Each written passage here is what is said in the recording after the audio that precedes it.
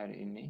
Jadi pertama mungkin saya sampaikan untuk hasil UTS kemarin belum bisa saya bagi, belum saya cek secara detail, tapi mudah-mudahan harapannya adalah karena soalnya sudah dilatihkan, sudah diulang, dan mungkin sudah dicoba, harapannya adalah semuanya bisa mendapatkan nilai yang terbaik. Jadi kalau nilai itu tertinggi A, ya harapannya adalah memang semuanya orientasinya ke sana. Jadi seperti itu.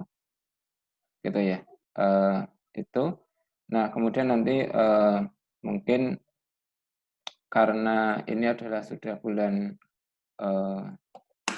November, tanggalnya 20, ya 20.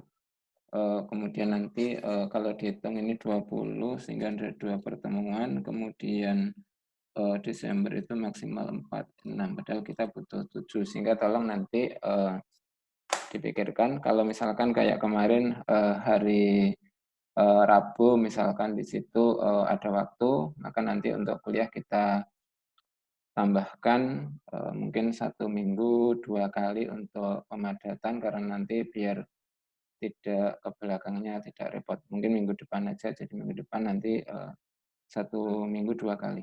Ya. Nanti tolong untuk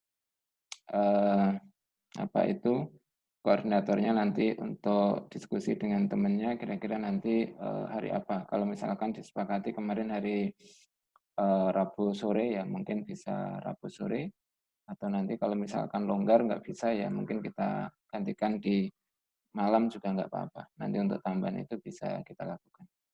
Ya oke ya, nanti untuk materi di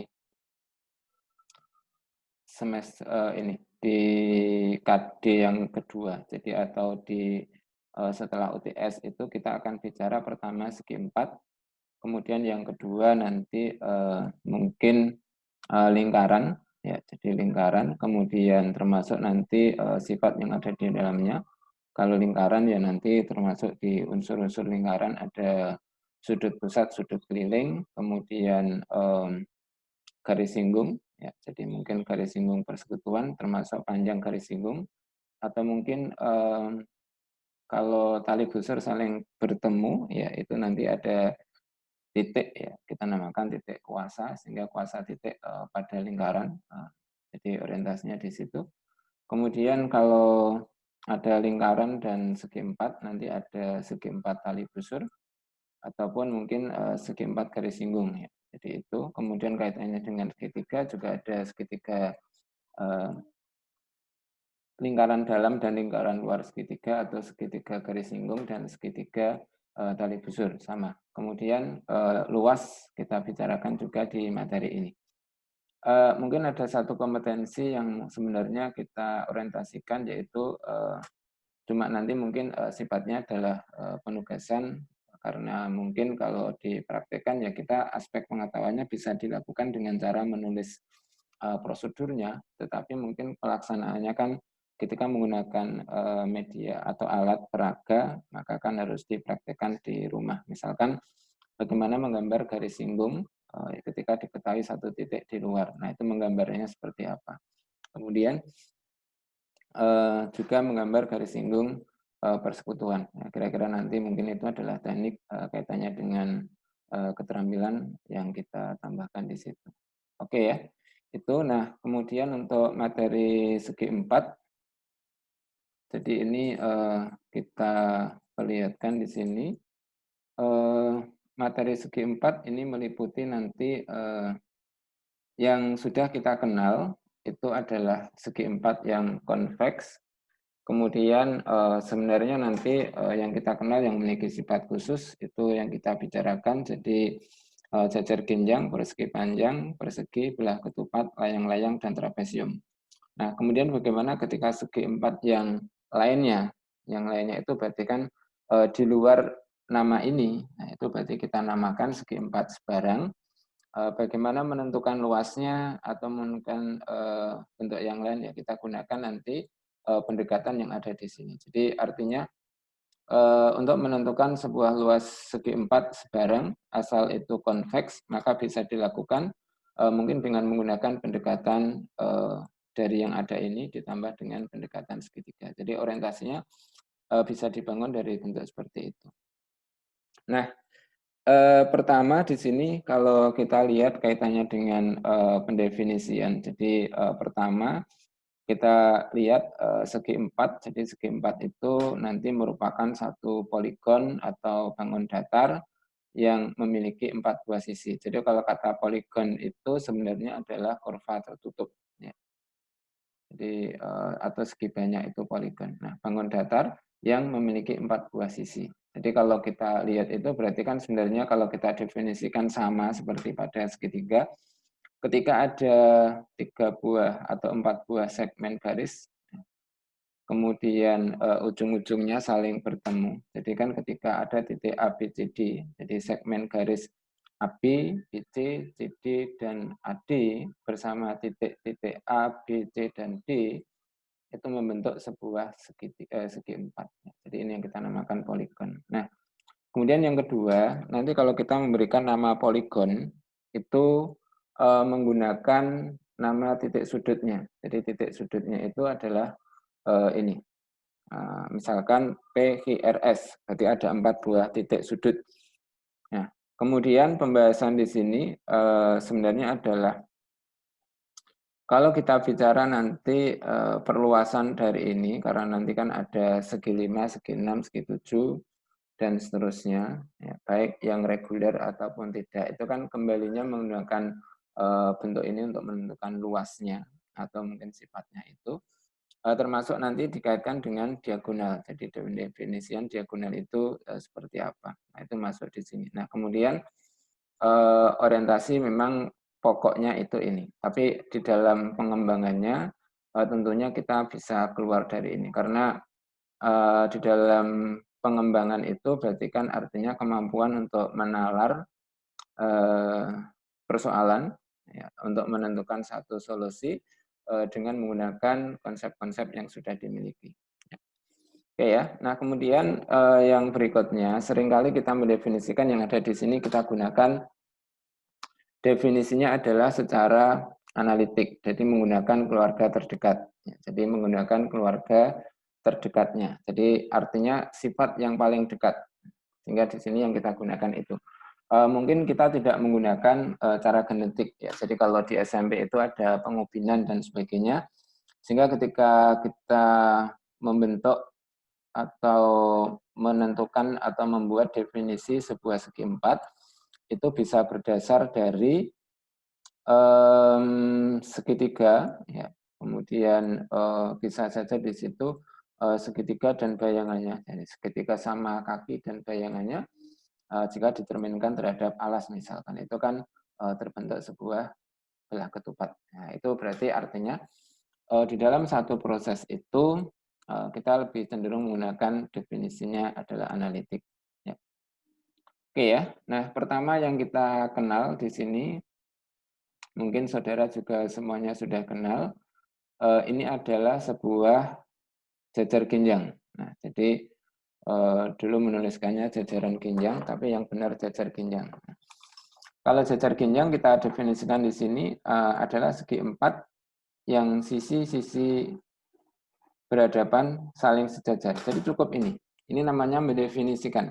Ya, jadi tolong dicermati bahwa ketika kita mendefinisikan sesuatu, tidak harus semua sifat yang ada itu dituliskan di sini. Jadi kadang di dalam satu buku menuliskan atau mungkin ketika guru mengajar apa anak-anak jajar ginjang itu. Nah, akhirnya menyebutkan segi empat yang sisi-sisi yang berhadapan saling sejajar dan sama panjang misalkan.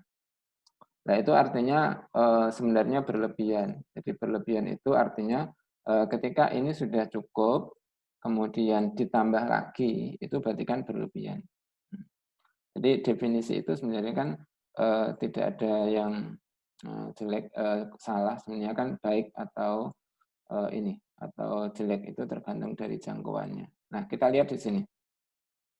Kalau kita memperhatikan jajar ginjang di sini ada definisi jajar ginjang yang kita gambarkan ABCD. Nah ini namanya jajar ginjang ABCD. Jadi jajar ginjang A, B, C, D. Ya, nama kalau bisa sih berlawanan arah jarum jam. Jadi orientasinya ke sini. Tapi ketika beberapa menuliskan searah jarum jam, yaitu asal konsisten nggak apa-apa. Dalam satu buku itu berarti dibuat konsisten arahnya. Nah, ini kalau dikatakan ini, berarti kan AB sejajar DC, kemudian AD sejajar BC. Nah, ini kita namakan jajar genjang. Nah, sehingga nanti kan muncul pertanyaan di situ. Apakah sisi yang berhadapan sama panjang? Jadi apakah AB sama dengan BC dan AB ya AB sama dengan DC ya. Kemudian dan AD sama dengan BC. Ini D. Ya. Apakah berlaku ini? Ya, kita bisa menurunkan dari itu. Nah, kemudian apakah diagonalnya misalkan kita buat, pertama pertanyaannya kan gini, apa toh diagonal itu? Ya, apa toh diagonal itu? Ya, sehingga nanti kita ketika mau mendefinisikan atau menuliskan sifat itu menjadi jelas. Nah, jadi sebenarnya kalau kita definisikan di sini sebuah diagonal itu adalah ruas garis yang menghubungkan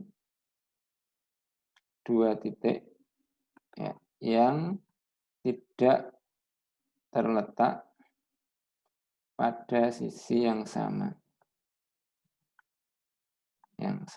Nah, ini kita namakan diagonal. Sehingga nanti ketika bentuknya ini, kalau bangun datar itu misalkan ini ya, ini.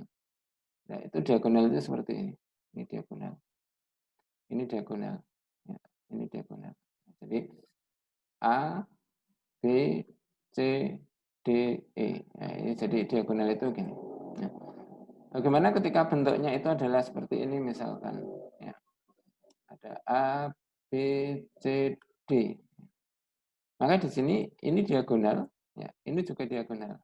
Sehingga nanti yang membedakan konveks dan tidak konveks itu ketika kita membuat diagonal menghubungkan dua titik yang tidak pada segmen yang sama. Oh, sisi ini kan segmen garis. Maka dia itu kan terletak di dalam atau titik-titik itu akan berada di dalam kurva itu. Maka dikatakan itu adalah konveks. Kalau ini A, B, C, D, maka ketika ada ini, maka bidang ini kita namakan non-convex. Non-convex. Ya. Jadi yang kita bicarakan kan lebih banyak mungkin bangun datar yang convex. Walaupun nanti di dalam terapannya bisa saja itu convex dan non-convex. Nah, ini ya. Jadi diagonalnya itu adalah ini. Jadi ruas garis yang menghubungkan dua titik yang tidak terletak pada sisi yang sama atau tidak terletak pada segmen yang sama. Nah, ini. Sehingga di sini diagonal itu bisa AC, ya. Tapi kalau AB bukan atau BD. Nanti apakah kalau ini kita buat diagonal AD, AC, dan BD, diagonal itu saling berpotongan dan membagi dua sama besar. Ya.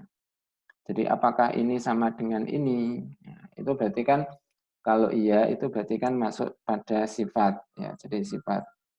Kemudian misalkan apakah sudut yang berdekatan itu, ya misalkan ini kan dikatakan ini sama ini, kemudian ini sama ini. Nah, itu kan berdekatan.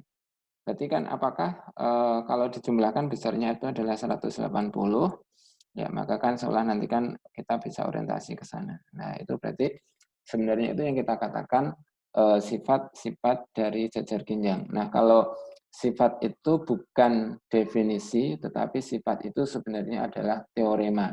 Ya, jadi ini kita tekankan, sifat itu bukan definisi, tetapi sifat itu teorema. Sehingga kalau definisi itu berarti tidak perlu dibuktikan. Kalau teorema harus dibuktikan. Nah, gitu ya. Nah, sekarang kita lihat di sini. Bagaimana kita menunjukkan sifat-sifat yang ada di sini. Misalkan ini. Jadi artinya mungkin kita mengenal beberapa sifat jajar genjang. Sehingga kalau dilihat di sini pertama ini ya. Jadi jajar genjang memiliki sifat sebagai berikut ya. sisi yang berhadapan sama panjang, sudut yang berhadapan sama besar, sudut yang berdekatan saling bersuplemen, jadi jumlahnya besarnya 180. Diagonalnya berpotongan dan membagi 2 sama panjang. Nah, bagaimana kita membuktikan ini? Mungkin saudara bisa mengikuti alur ini. Jadi alur ini. Mungkin kita lihat ketika di slide-nya sudah ada. Satu. Nah, ini kita lihat. Misalkan gini ya. Bagaimana kita membuktikan yang 1 dan E2? Nah, ini kita tuliskan 1 dulu, nanti 3 dan 4 kita perlihatkan di sini. Nah, pertama gini, ketika diagonal AC, jadi buat diagonal AC. Ini kita buat.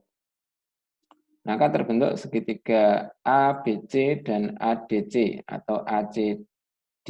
Ini kalau berlawanan berarti kan ABC dan ACD. Nah, kemudian perhatikan dua segitiga itu. Ya, jadi kalau kita perhatikan di sini, pertama kalau kita lihat di sini, maka saudara bisa menuliskan sifat-sifat yang terkait di situ. Nah, pertama sudut BAC, sudut BAC ini. Ya. Kemudian dan sudut DCA ini. Ya. Apakah sama? Ya, ini kan kalau kita masih mengingat sifat yang ini, jadi artinya kan bahwa oh, kalau kita menuliskan ini sejajar, ya, maka ada sudut dalam berseberangan ini dengan ini, kemudian ada sudut luar berseberangan. Nah, jadi kita akan bisa melihatnya ini. Nah, berarti kalau kita melihat sudut BAC dan DCA itu kan karena sudut dalam berseberangan berarti besarnya sama. Karena diketahui apa? AB dan DC itu sejajar. Nah, kemudian yang kedua, AC itu berimpit ya. Jadi pada dua segitiga itu memuat sisi AC. Nah, kemudian yang berikutnya sudut DAC ya, DAC itu sama dengan berarti sudut ACB atau BCA. Ini juga sudut dalam ya. Jadi berseberangan. Nah, berarti kan karena dipenuhi ini sudut ya, sisi sudut. Nah, berarti dua segitiga itu adalah kongruen. Nah, berarti segitiga ABC kongruen dengan segitiga di situ DCA. Ya, kalau kongruen berarti kan artinya sisi-sisi yang bersesuaian itu panjangnya sama. Oh, kalau gitu kalau AD akan sama dengan BC dan AB sama dengan DC. Nah, ini berarti kan sifat satu tadi bahwa sisi yang berhadapan sama panjang terbukti. Nah, ini kan berarti kan terbukti di sini. Nah, kemudian yang kedua, dengan sudah kita menuliskan ini, perhatikan bahwa sudut ABC itu kan sama dengan sudut ADC. Itu kan karena kongruen tadi, maka akan kita dapatkan ini. Nah, ini berarti kan kita mendapatkan bentuk itu. Nah, kemudian yang berikutnya, kalau sudut BAC itu sama dengan sudut DCA dan sudut ini DAC ini sama dengan ini. Berarti kan kalau gitu kita dapatkan sebenarnya kan sudut DAB itu kan sama dengan sudut ini DCB ya. Jadi kalau orang menuliskan itu kan orientasinya di sini. Jadi sudut ini DAC itu sama diketahui ini. Sehingga kan kalau kita menuliskan sudut BAD ya, ini BAC plus DAD. Nah, ini kan sama dengan DCA plus BCA. Nah, ini kan sama dengan ini. Oh, berarti ini. Berarti kalau dipenuhi ini dua, ini satu, berarti kan sudut A sama dengan C, B sama dengan D. Oh, kalau gitu sudut yang berhadapan itu sama panjang. Sama besar ya, sorry. Nah, bagaimana ketika kita melihat apakah sudut yang berdekatan itu 180? Kan kita tinggal memperpanjang ini saja. Perpanjang AD, ya, diperpanjang. Kalau AD diperpanjang, maka sampai misalkan ada titik E. Maka yang kita lihat di sini ada sudut CDE, ada sudut BAD. Nah, kalau kita lihat kaki sudutnya DC dan AB sejajar, sedangkan AD dan DE itu berimpit. Nah, berarti kan sudut BAD dan sudut CDE itu kan sehadap. Nah, berarti besarnya sama. Nah, berarti sudut ini BAD itu sama dengan BAD itu sama dengan sudut besar sudut CDE. Nah, padahal kalau kita lihat kan sudut ADC ditambah sudut CDE itu kan sama dengan 180 suplemen berpelurus. Karena ini yang kita tuliskan sama sudut BAD, berarti kan ini kita ganti dengan berdasarkan sudut BAD. Berarti kan ADC ditambah BAD itu adalah 180. Berarti kan saling bersuplemen. Nah, nanti dengan cara yang sama itu. Nah, bagaimana ketika kita melihat apakah diagonalnya berpotongan bagi dua sama besar? Maka buat diagonal DB. Ya, jadi kita buat diagonal DB. Ya, ini kita buat. Ya, kita buat diagonal DB. Nah, misalkan perpotongannya itu,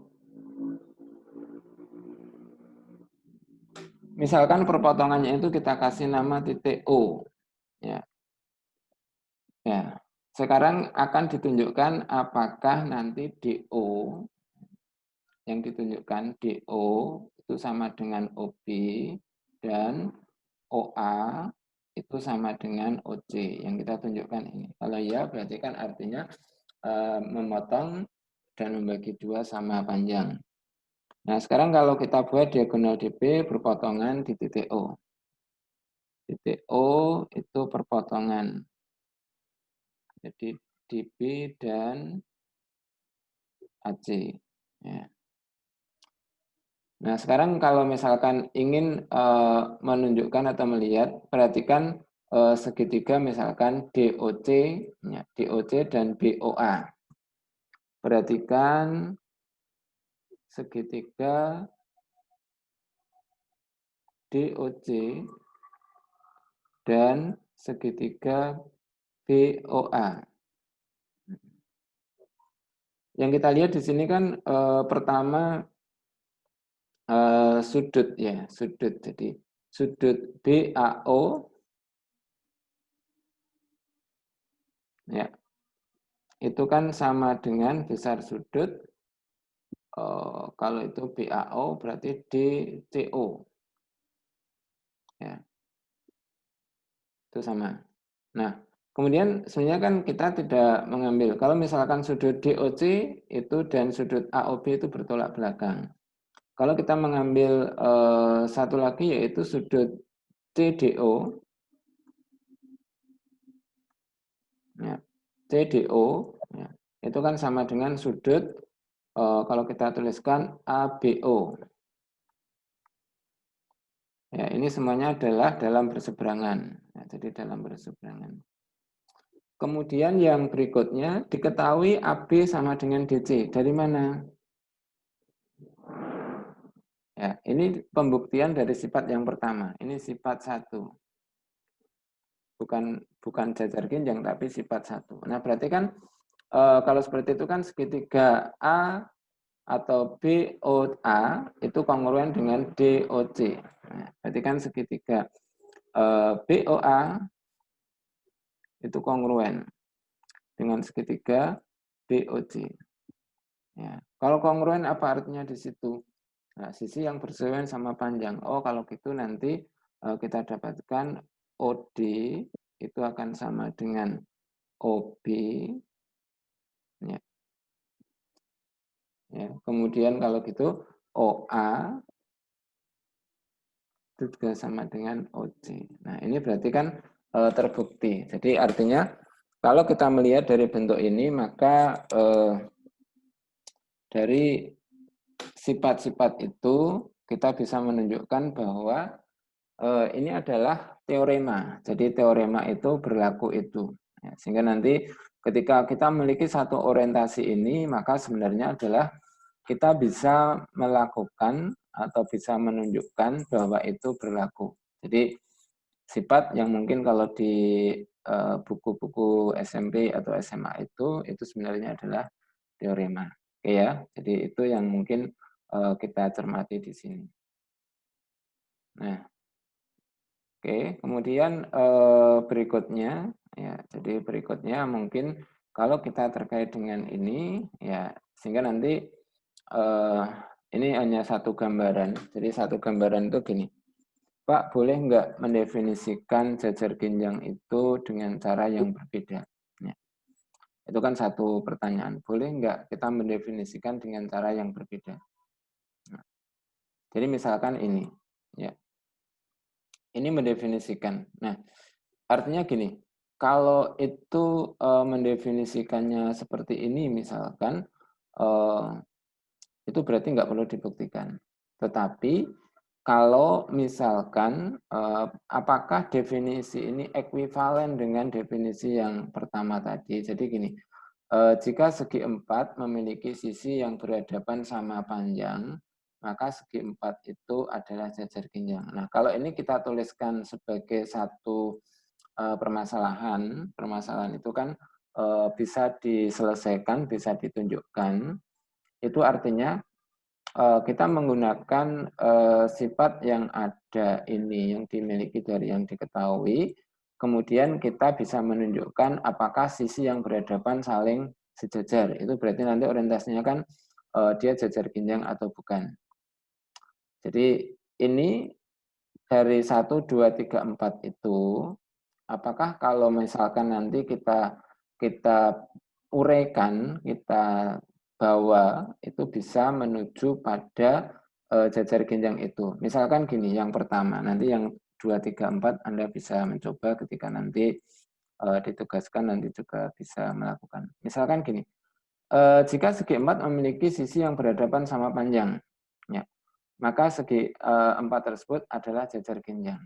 Nah, berarti yang kita lihat itu apakah nanti dengan bentuk ini. Jadi yang diketahui itu kan ini. Yang diketahui. Ya. Ini diketahui misalkan nomor 1. Ya, itu kalau digambarkan kan ada segi 4. Ya, katakanlah seperti ini.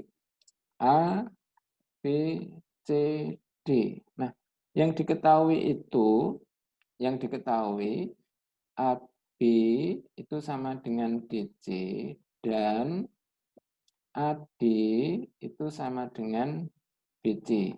Nah, akan dibutuhkan jajar ginjang. Berarti Adip buktikan kalau AB itu harus sejajar DC dan AD itu sejajar dengan BC. Nah, harus ditunjukkan ini. Itu artinya kan oh kita membentuk atau mengarahkan pada definisi jajar ginjang yang kita miliki.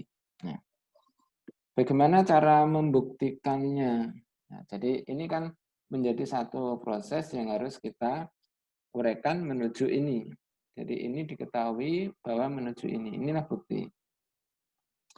Jadi yang pertama mungkin kalau nanti saudara melihat satu hal saja di sini, katakanlah kalau ini diketahui segi 4, oh, ini sama kalau kita tuliskan, ini sama dengan yang ini. Ya. Kemudian coba buat misalkan diagonal BD, ya, buat diagonal BD. Ya. Jadi kita buat ini. Nah, maka apa yang terbentuk? Nah, pada segitiga ini, segitiga ABD itu kan kongruen dengan segitiga kalau ini ABD, ya, berarti CDB. Ya, ini kan kongruen. Ya. Kalau karena apa? Ini sama ini sama ini berimpit, ya, berarti kongruen. Nah, kalau kongruen itu apa artinya? Oh, kalau kongruen itu berarti yang kita lihat itu kan sudut-sudut yang bersesuaian sama. Oh, kalau begitu sudut ini ya, itu sama dengan yang ini. Ya. Kemudian kalau ini, ya, oh berarti sama dengan yang ini. Kemudian kalau yang ini, ya, maka ini adalah sama dengan ini. Ya. Berarti kan kita lihat sudut-sudut yang berjauhan sama. Nah, sekarang kita lihat di sini. Perhatikan di situ sudut ABD. Ya. Jadi nanti kan kita bisa memberikan satu arahan di situ bagaimana kita mengarahkan kita mendapatkan sudut yang kalau kita arahkan di situ sisinya adalah saling sejajar. Jadi boleh saja nanti ketika saudara melakukan dengan mengubah atau memberikan satu tambahan garis, ya. Jadi itu boleh juga. Ya. Jadi kan ini. Nah, pertama yang kita lihat itu kan dari bentuk ini. Jadi kan seolah-olah kan ketika kita mendapatkan satu bentuk ini. Ya. Jadi kalau ini sudut dalam berseberangan. Jadi kalau kakinya itu berimpit. Ya. Kemudian yang lain itu sejajar. Ya. Maka yang dilihat itu yang diperhatikan di sini kan sebenarnya adalah bahwa kalau sudut itu sama, maka kan kalau ini kakinya itu berimpit dan besarnya sama, maka kan kaki ini sama ini kan berlawanan arah. Ya, berlawanan arah. Ya. Jadi berlawanan arah. Sehingga di situ kan kalau ini berimpit kemudian besarnya sama, maka di situ kan AB sama DC itu kan sebenarnya kan sejajar dan berlawanan arah. Karena yang satu kan kakinya ke sana, satunya ke sini. Maka dikatakan dalam berseberangan. Nanti kan kalau yang kita dapatkan ini sama ini, itu kan kaki-kakinya itu sejajar, ini berimpit. Jadi berimpit dan searah, maka dikatakan itu adalah sehadap. Ya. Jadi kita bisa membawa, oh kalau gitu nanti ketika AB sama dengan sejajar dengan DC, dengan cara yang sama, kalau ini sudutnya adalah BDA itu sama dengan DBC, ya berarti kan nanti AD sejajar dengan BC. Nah itu berarti artinya oh ini bisa dibawa tuh ke bentuk definisi jajar ginjang. Ya. Oke, gitu. Mungkin ada pertanyaan dulu sebelum saya tambahkan untuk berikutnya. Kalau ada pertanyaan boleh disampaikan. Silakan. Belum ya? Oke, belum. Ya. Pokoknya kalau ada langsung disampaikan aja. Ya. Kalau belum berarti ini saya clear. Atau nanti di kolom chat kalau kelihatan. Enggak kelihatan. Oke. Nah, berikutnya di sini mungkin kita tambahkan. Jadi ini tadi kita tunjukkan semua. Nah, nanti definisi persegi panjang. Nah, persegi panjang, apa tahu persegi panjang itu? Nah, persegi panjang itu bisa didefinisikan dari jajar ginjang.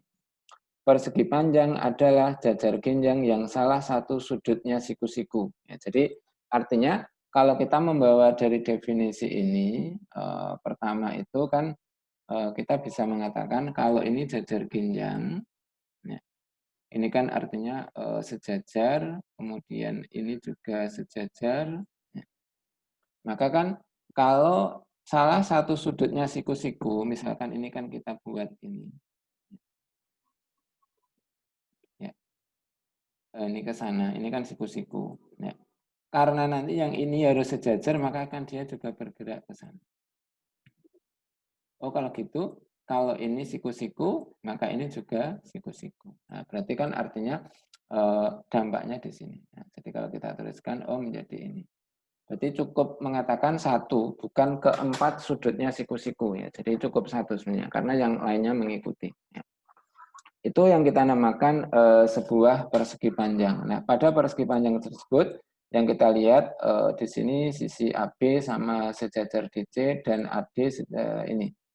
Kemudian sudut A, B, C, D itu adalah 90 derajat. Nah, itu definisinya. Nah, kemudian berikutnya, apakah AD sama dengan BC, ya, karena mengikuti sifat jajar ginjang. Jadi artinya kalau di jajar ginjang itu sudah ditunjukkan dan persegi panjang itu adalah jajar ginjang, maka semua sifat yang ada di jajar ginjang itu dipakai di persegi panjang.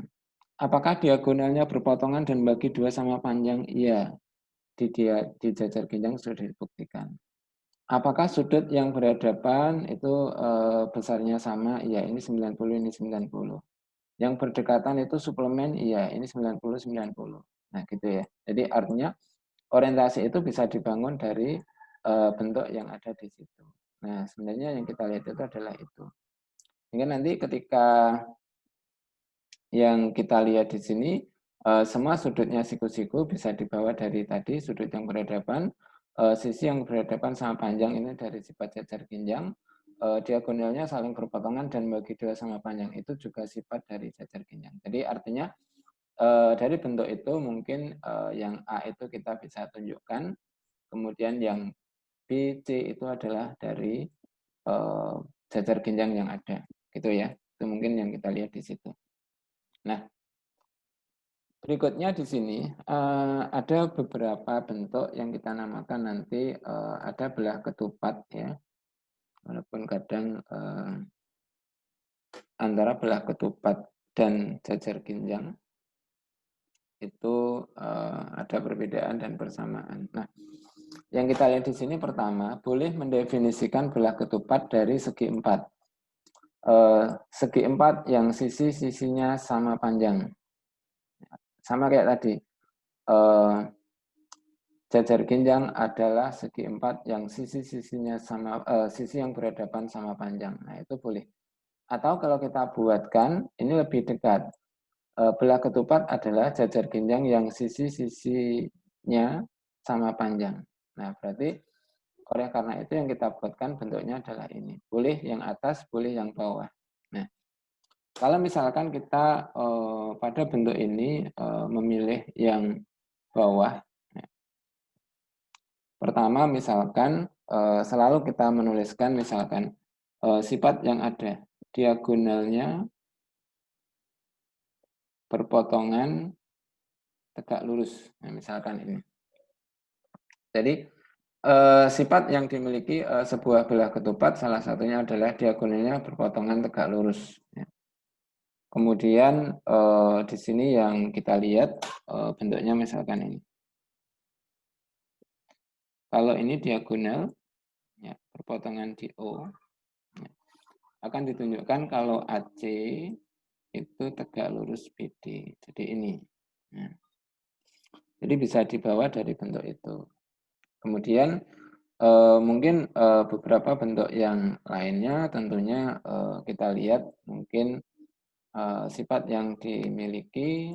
Anda bisa nanti misalkan menuliskan dulu sudut yang berhadapan sama besar. Nah, ini kan artinya kalau kita gunakan definisi yang bawah, maka selesai. Karena itu adalah jajar ginjang sudah dibuktikan.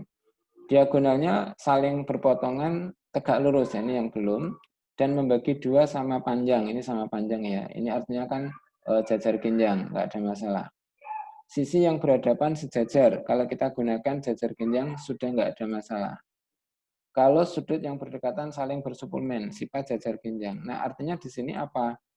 Kalau kita mendefinisikan dari keluarga terdekat, maka sifat yang ada di dalam jajar ginjang langsung kita gunakan.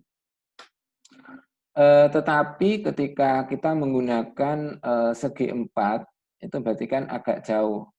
Maka ini harus kita tunjukkan, karena ini kita nggak tahu sudut yang berhadapan sama besar nggak dengan dampak dari sisi-sisinya sama panjang.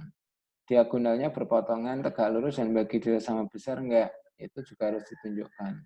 Sisi yang berhadapan sejajar enggak, itu harus ditunjukkan. Sudut yang berdekatan saling bersuplemen enggak, itu juga harus ditunjukkan. Jadi artinya gini, ketika kita membawa ini dari yang paling atas ini, maka semua tadi harus ditunjukkan. Tapi kalau ini kita bawa dari jajar ginjang, maka kita cukup membuktikan yang berpotongan tegak lurus. Jadi orientasinya kan ke sana. Jadi mendefinisikan itu ketika kita membuat jangkauannya itu dekat di situ, berarti kan artinya kita lebih dinaungi oleh jajar ginjang. Jadi seperti ini. Nah, kalau misalkan katakanlah ini kita menggunakan definisi yang bawah, ya, jadi yang bawah.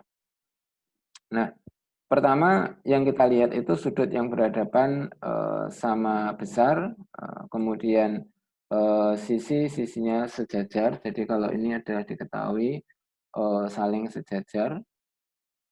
Nah, ini sejajar AD misalkan dengan BC. Kemudian ini juga sejajar dengan ini. Nah, yang akan ditunjukkan itu kan sebenarnya kan apakah AC itu tegak lurus BD. Nah, pertama di sini yang kita lihat itu kan ketika kita membuat ini. Jadi buat diagonal itu, jadi buat diagonal AC dan BD. Nah, kita buat ini. Nah, sekarang perhatikan misalkan ada segitiga ABD dan segitiga BCD. Nah, ini kan dua-duanya adalah segitiga sama kaki. Kenapa? Karena diketahui AB sama dengan DC, AB sama dengan AD, sama dengan DC, dan sama dengan BC. Nah, berarti ini dua-duanya segitiga sama kaki, kemudian dua segitiga itu kongruen, ini juga kongruen. Nah, kalau itu kita katakan kongruen, ya, pertama pada segitiga ABD itu kan kalau kita buat ini adalah garis yang ini. Ya, kemarin kalau kita tunjukkan pada materi sebelumnya kan pada segitiga sama kaki, ya, maka di situ kan ketika garis tinggi, garis berat, garis bagi itu berimpit di sini. Nah, maka kan kalau kita buat di sini sebenarnya kan bahwa kalau ini ada segitiga sama kaki, BDC, ya ini sama. Ya, maka kalau kita buat garis tinggi dan garis berat itu berimpit. Jadi ini O. Maka ini sama panjang dan ini tegak lurus. Ya. Kemudian yang kedua, pada bentuk yang sama ketika nanti ada bentuk B, D, A, ya ini juga sama O. Ini juga. Kemudian yang kita perhatikan di situ ternyata CO tegak lurus BD dan AO juga tegak lurus BD. Nah, itu pertama. Ini kan kita dapatkan kesimpulan AO itu tegak lurus, ini AO ya, tegak lurus BD. Kemudian CO itu juga tegak lurus BD. Nah, ini keduanya dipenuhi. Dan AOC ini kolinier.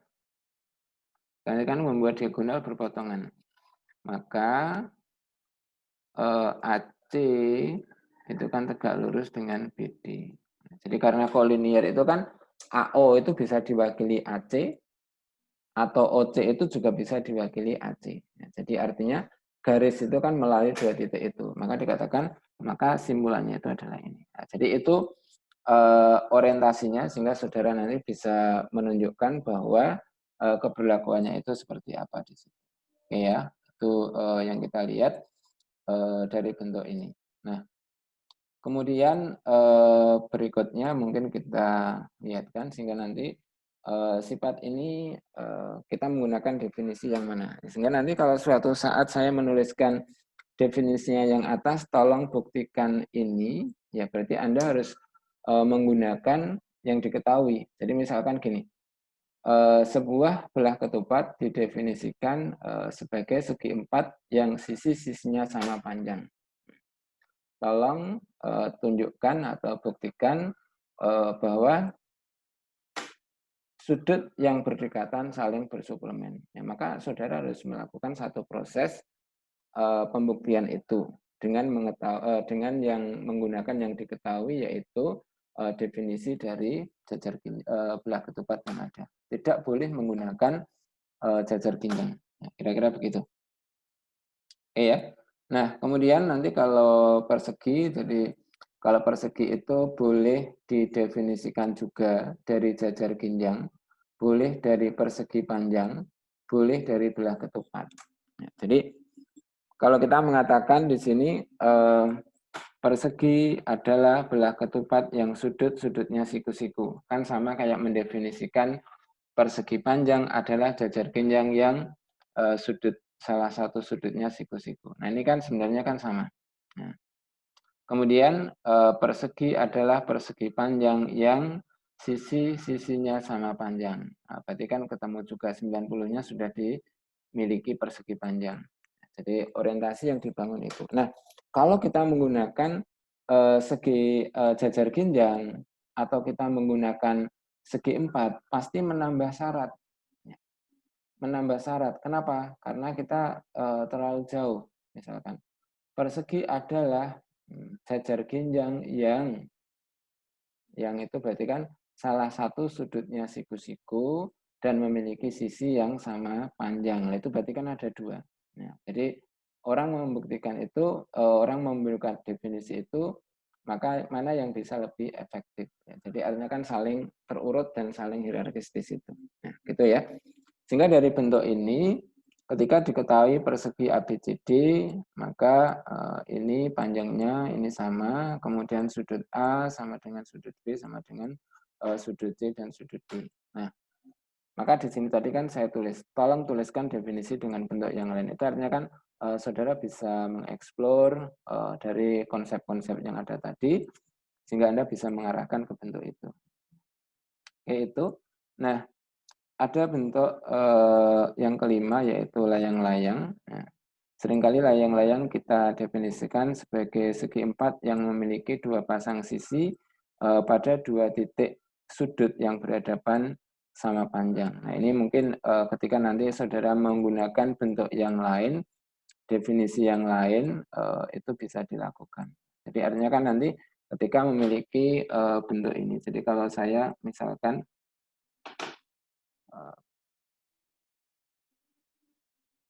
kira-kira nanti terbentuk atau enggak. Jadi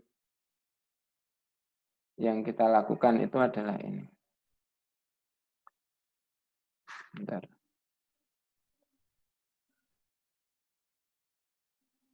Ya. Jadi yang kita lakukan itu adalah ini. Ya, jadi pertama mungkin ketika kita melihat ini sama.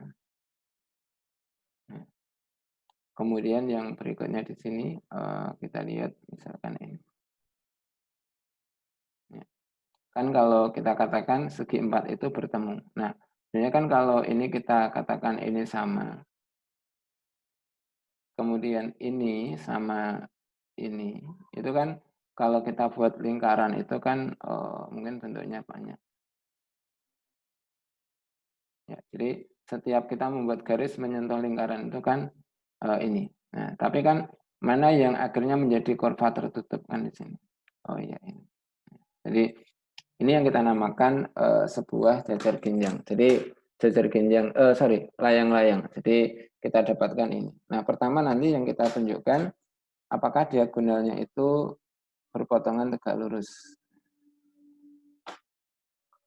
Jadi apakah berpotongan tegak lurus? Nah ini nanti yang kita lihat itu kan dengan menggunakan sifat segitiga sama kaki. Jadi buat diagonal BD dan diagonal AC. Sehingga di situ kan AO itu adalah garis tinggi dari segitiga ABD, kemudian CO itu juga garis tinggi dari segitiga CBD. Nah di situ yang kita lihat diketahui OD sama dengan OB karena di situ kan sifat segitiga sama kaki. Kemudian yang kita lihat yang kedua di situ bahwa AOC itu adalah kolinier sehingga di situ kan AO tegak lurus BD, CO tegak lurus BD dan AOC itu kolinier berarti kan AO sama OC itu berimpit dengan AC. Jadi garisnya berimpit sehingga kita bisa menyimpulkan kalau bentuk itu adalah saling tegak lurus. itu yang kita lihat, sehingga nanti beberapa sifat yang lain tolong nanti bisa ditunjukkan. Jadi tolong misalkan nanti sudut B dan sudut D sama besar, itu nanti bisa ditunjukkan. Diagonalnya berpotongan tegak lurus tadi sudah, dan membagi diagonal yang pendek itu menjadi 2 sama panjang. Nah, itu nanti bisa ditunjukkan yang membagi 2 itu dengan menuliskan saja, kan tadi sudah dibuatkan platformnya di situ. Nah, kemudian yang keenam yang kita bicarakan adalah trapesium. Ya, jadi trapesium itu adalah segi empat yang memiliki di sini kalimatnya adalah tepat, ya tepat. Jadi kalau kalimatnya itu sudah ada kata tepat itu berarti menutup untuk yang lain. Jadi memiliki tepat satu pasang sisi yang saling sejajar. Ya. Jadi nanti kan ketika kita gambarkan apakah bentuknya ini,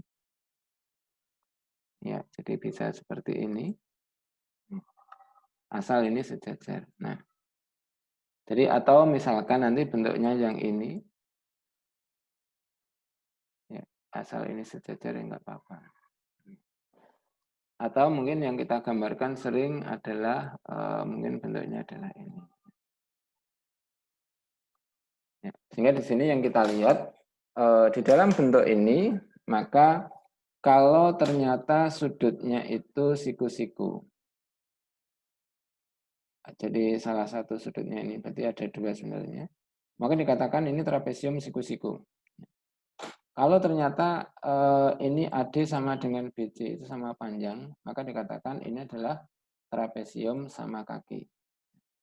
Kalau misalkan nanti yang dituliskan itu tidak memenuhi itu, maka diorientasikan itu adalah trapesium sebarang. Jadi trapesium sebarang itu trapesium yang bukan sama kaki dan bukan sama ini, bukan siku-siku. Ya, jadi orientasinya. Yang lainnya, ya berarti kita anggap sebarang. Nah, itu ya. Jadi orientasinya itu karena ini cukup dikatakan tepat. Ya, kalau ini memiliki satu pasang, nah itu berarti nanti sebenarnya kan dua pasang boleh, itu berarti bentuk-bentuk lain bisa masuk di sini. Nah ini kalau ini seperti ini tidak. Nah gitu ya. Jadi itu yang mungkin barangkali kita lihat sehingga nanti sebenarnya di dalam satu bentuk ini harapannya adalah kita memiliki ini, ya, memiliki satu peta konsep. Ya. Jadi peta konsep itu kan jalinan sebuah konsep. Ya. Bagaimana kita membuat jalinan itu. Nah, pertama gini, kalau ini adalah sebuah segi empat. Nah, kemudian tadi kan kita mendefinisikan jajar ginjang itu dari segi empat yang layang-layang segi empat yang trapesium ya segi empat yang. Kemudian ketika kita mendefinisikan persegi panjang itu dari jajar ginjang, ya, kemudian belah ketupat itu dari jajar ginjang, ya maka panahnya ini. Tapi nanti kalau kita definisikan belah ketupat itu dari segi empat, maka Anda harus membuat panahnya ke sini. Atau kalau misalkan nanti didefinisikan dari persegi panjang, maka ini ditambahkan panah. Jadi itu namanya kita mengkonstruk. Ya. Jadi membuat diagram ini tergantung bagaimana kita mendefinisikan itu. Nah kemudian kalau misalkan persegi itu didefinisikan dari persegi panjang saja, maka ini diputus. Kalau didefinisikan dua dari belah ketupat, ya ini dipasang. Jadi itu adalah jalinan konsep. Sehingga nanti ketika kita mendudukkan masing-masing pada posisinya itu, berarti kan kita mudah untuk mengenalinya. Misalkan gini, satu saat, apakah setiap belah ketupat itu adalah jajar ginjang? Jadi pertanyaan ini kan, setiap belah ketupat adalah jajar ginjang. Ya, ini kan kalau soal Anda di Matdas itu kan selalu melihat kadang-kadang bentuknya dikaitkan dengan ini. Nah, ketika Anda tidak bisa melihat satu keterkaitan itu dari definisi, maka Anda tidak bisa melihat pernyataan ini benar atau salah. Jadi setiap belah ketupat adalah jajar ginjang. Kemudian ada kalimat lain, setiap jajar ginjang adalah belah ketupat. Ya, ini artinya kan kalau kita tidak bisa melihat keterkaitannya antar konsep itu, berarti kan menjawab ini pun kadang membingungkan di situ. Ya, karena kadang-kadang dipahami itu adalah terpisah, tidak terkoneksi. Nah, padahal itu terkoneksi. Gitu ya. Jadi setiap belah ketupat itu adalah jajar ginjang. Apakah setiap jajar ginjang adalah belah ketupat? Belum tentu. Karena ada sifat yang dimiliki belah ketupat tapi tidak dimiliki jajar ginjang secara umum. Misalkan sisi yang berhadapan atau sisi-sisinya sama panjang, itu kan artinya belah ketupat kan tidak ada syarat itu. Maka dikatakan eh, setiap belah ketupat itu adalah jajar ginjang. Sedangkan ini menjadi salah. Gitu ya. Jadi itulah mungkin beberapa bentuk yang terkait dengan ini. Sehingga pertama nanti saudara bisa mengecek kembali sifat-sifat yang ada di sana sehingga nanti ketika itu diminta untuk membuktikan atau Anda diminta untuk menunjukkan, Anda bisa. Nah, sekarang kalau misalkan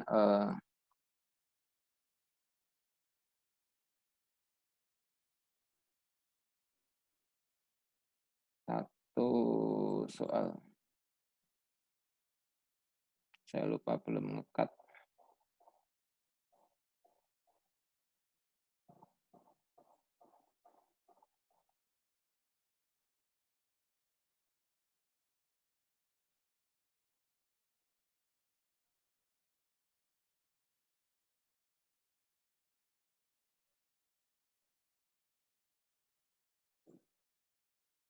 Oh, enggak ada, cuma satu. Ya, ini. Ya, oke ya. Misalkan ini ya. Kita hadapkan ini maunya adalah sebenarnya nanti tugas di kelompok ini. Kalau dulu saya tugaskan secara kelompok, ini mungkin pengantar dulu, nanti mungkin kalau ada persoalan saya kirimkan di grup WA. Ya, ini misalkan diketahui sebuah jajar ginjang ABCD. Titik P dan Q terletak pada sisi AB, BC. Nah, ini kalau saya ganti aja ya. Ini nanti mungkin bisa dikerjakan secara kelompok juga boleh. Misalkan gini aja. Diketahui segi 4 ABCD sebarang. Ya. Kemudian titik P, Q, R, dan S terletak pada pertengahan sisi, misalkan AB, BC, CD, dan AD. Ya. Buktikan bahwa PQRS adalah jajar ginjang. Ya, jadi misalkan ini. Jadi satu persoalan yang mungkin barangkali kita bisa melihat dengan pengetahuan yang kita miliki tadi, kalau misalkan diketahui ABCD itu adalah segi 4 sebarang. Segi 4 sebarang berarti tidak mengenal bentuknya sama dengan yang kiri atau enggak. Jadi kita bisa membuat itu begini. Nah, ini kan namanya sebarang itu kan boleh ke sana. Ya. Ini panjangnya dikit ke sini. Ya. Kalau ini digambarkan kan boleh ke sini. Ini A, B, C, D. Nah, ini segi 4 sebarang. AD tidak sama dengan DC, jadi bukan sebuah layang-layang, bukan. Kemudian diketahui titik P ini sama. Titik Q ini tandanya begini, ini sama. Ya. Titik R, ya, N titik S. Ya. Apakah PQRS jajar genjang? Nah, nanti ketika saudara melihat ini harus menunjukkan kalau menunjukkan jajar genjang maka tunjukkan kalau SR itu sejajar dengan PQ dan SP itu sejajar dengan RQ. Jadi kita tunjukkan itu harus berlaku itu cukup mengatakan itu adalah sebuah ini jajar genjang. Jadi kalau ini nanti kita hubungkan, ini kita hubungkan, ya, ini kita hubungkan, ini kita hubungkan. Ya. Bagaimana kita membuktikan itu sejajar? Nah sekarang kan saya hanya memperlihatkan nanti sehingga nanti bentuk yang lain itu tolong bisa jadi inspirasi untuk dibuktikan. Misalkan soal yang tadi mungkin nanti saya kirimkan di grup untuk dikerjakan. Nah misalkan ini akan dibuktikan yang pertama itu adit ya itu kan yang kita tuliskan PQ sejajar SR ya, adit PQ sejajar SR. Nah, langkahnya apa? Maka yang kita lihat itu kan sebenarnya langkah yang kita lakukan. Nah, buat diagonal AC. Ini tahapan bukti. Buat diagonal AC. Nah, jadi kita buat diagonal AC. Sekarang perhatikan segitiga ABC dan segitiga di situ adalah ACD. Ya. Berarti kan ini kita perhatikan itu. Maka sekarang kita sub lagi.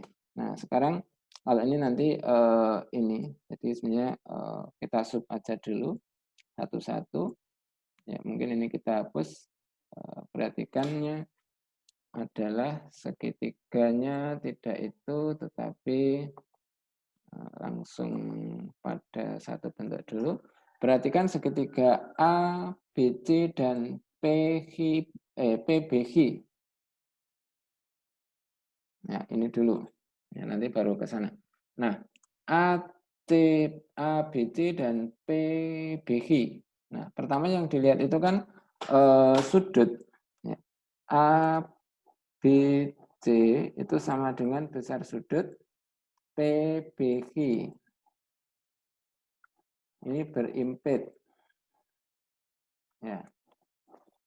Ini berimpit. Kemudian yang kedua, PB atau BP dibanding BA itu kan setengah. Karena ini adalah sama. Itu sama dengan kita tuliskan BG dibanding dengan BC.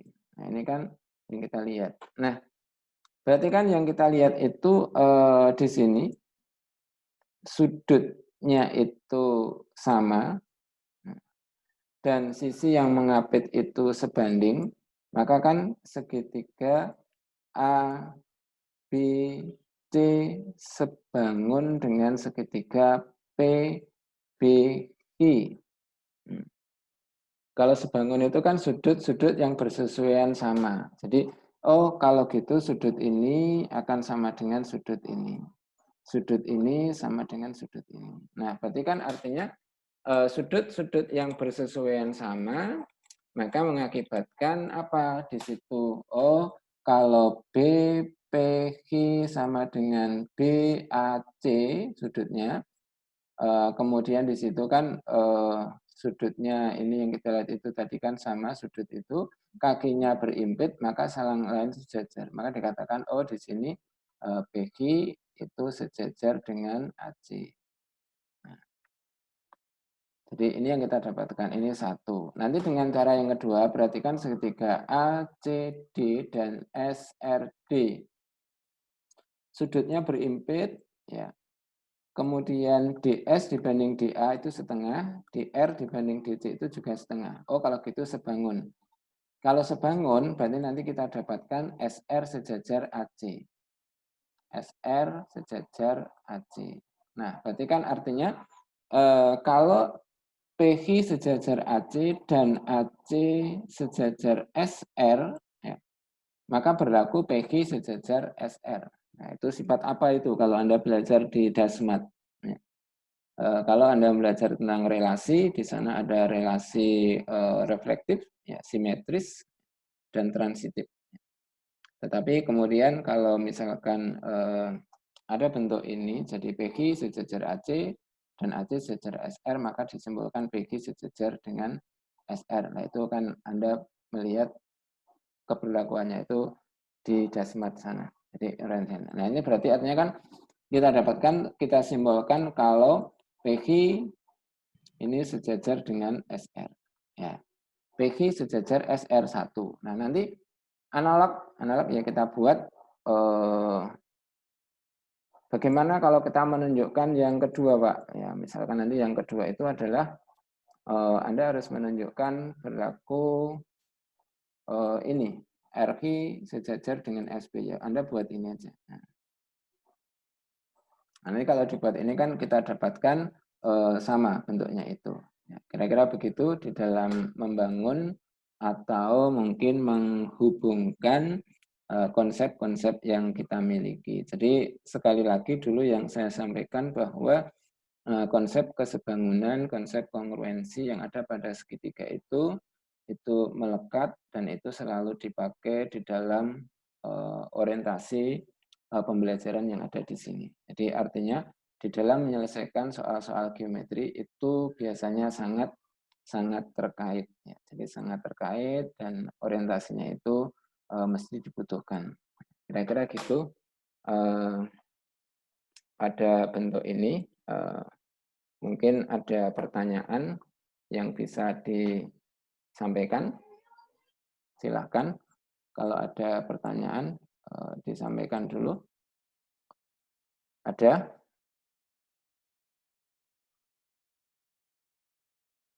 Enggak ada? Ya.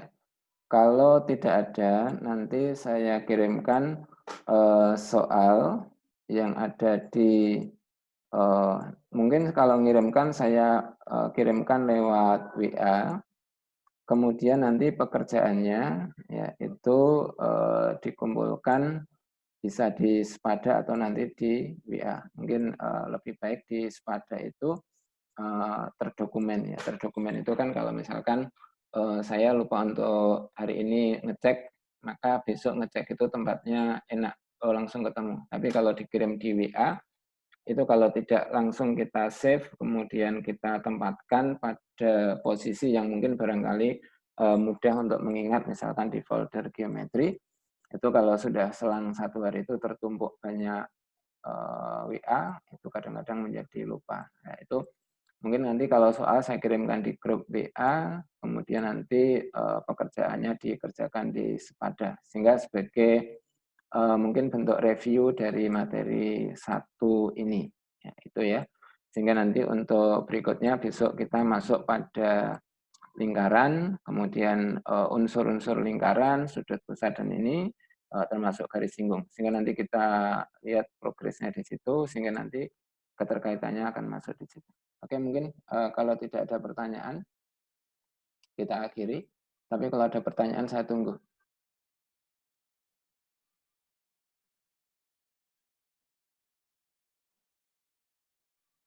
Dit, nggak ada? Nggak ada ya? Oke, semuanya mungkin intinya gini, kalau tidak Anda mencoba, maka Anda melihat itu adalah satu bentuk yang mungkin ketika kita mengikuti, bisa mengikuti, ya. Tetapi ketika nanti Anda dihadapkan satu persoalan, ya, Anda diminta untuk memikirkan sendiri, ya mungkin barangkali itulah muncul ini, kenapa tidak jalan, kenapa ketemu kendala, nah itu artinya kan gini. Jadi Anda akan ketemu kendala ketika Anda mencoba.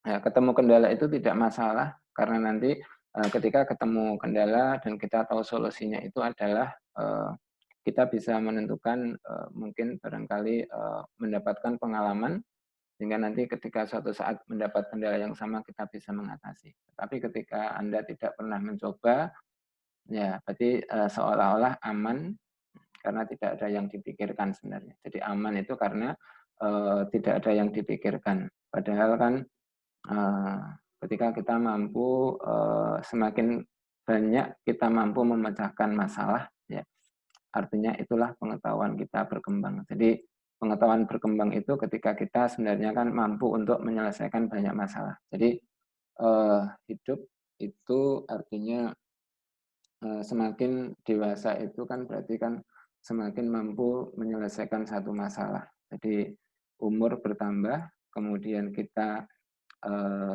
cepat ya, kalau umur bertambah itu kan mungkin usia itu kan dari muda ke tua ya, tapi kedewasaan itu akan berkembang, sesuai dengan kondisi masing-masing. Jadi maka ada yang sudah, tua tapi berpikirnya anak-anak, itu kan berarti kan artinya ada satu hal yang mungkin barangkali tidak berkembang. Maka, kalau iklan di TV itu kemarin kan memunculkan, kalau tua itu pasti, kalau dewasa itu pilihan, gitu ya. Jadi kalau tua itu pasti, dewasa itu pilihan. Maka, Anda ketika memilih untuk mencoba menyelesaikan sesuatu itu berarti, Anda memilih untuk, berlatih menjadi lebih dewasa.